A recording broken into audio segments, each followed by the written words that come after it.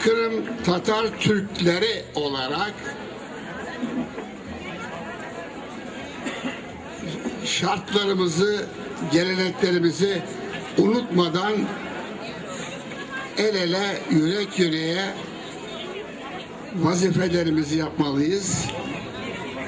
İyiye değil, daha iyiye koşmalıyız.